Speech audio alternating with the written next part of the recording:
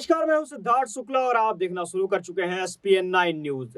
जिस तरह से 2024 के चुनाव को लेकर के विपक्ष अपने आप को एक तरफ संगठित करने की कोशिश कर रहा है ताकि वह 2024 में नरेंद्र मोदी सरकार को हरा सके और बीजेपी की करारी हार हो और साथ ही सत्ता पर एक बार फिर से बीजेपी के अलावा किसी दूसरी पार्टी का राज हो। फिलहाल कई सारे ऐसे दल जिनका आपस में एक दूसरे से समन्वय नहीं बैठता था, तालमेल नहीं बैठता था, वे एक दूसरे के साथ आकर के लगातार भाजपा की सरकार को घेरने की हर संभव कोशिश कर रहे हैं।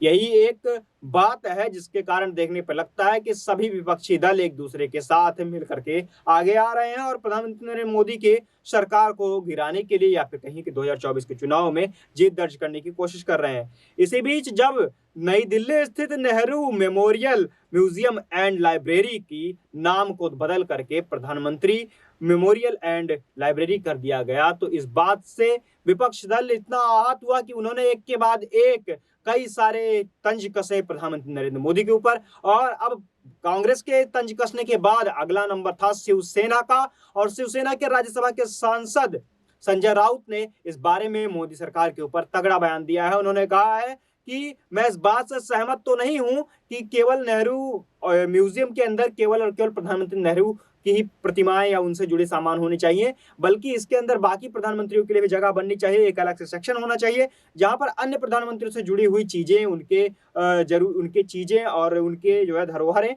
वहां पर लगाई जाए। लेकिन प्रधानमंत्री नरेंद्र मोदी ने जिस तरह से इस संस्थान का नाम बदल दिया है, इससे यह लगता है कि शायद वे देश को बनाने वाले लोगों का इतिहास ही मिटाना चाहते हैं।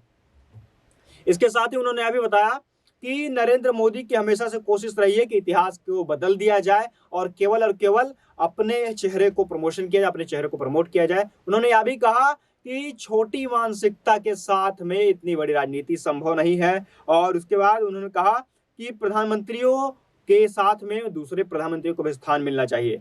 शिवसेना ने इस बात को लेकर के अपनी नाराजगी व्यक्त की है और इससे पहले भी कई सारी चीजों को लेकर के उन्होंने कहा था। और सबसे महत्वपूर्ण बात जो उन्होंने कही है वह ये कही है कि 1947 में नेहरू जी ने IIT, IIM, DRDO, इसरो और इसके अलावा भाखड़ा नंगल डैम जैसी योजनाओं की परिकल्पना की थी और उसे साकार रूप देने में महत्वपूर्ण भूमिका निभाई थी।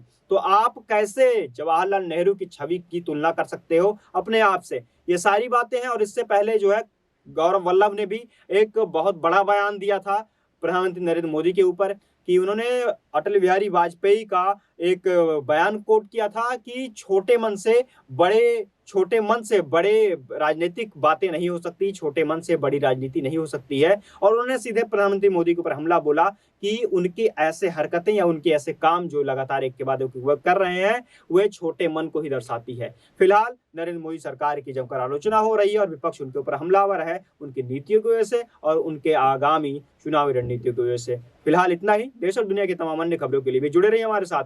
मिलते रहेंगे आपको दूसरे किसी वीडियो में। तब तक के लिए धन्यवाद।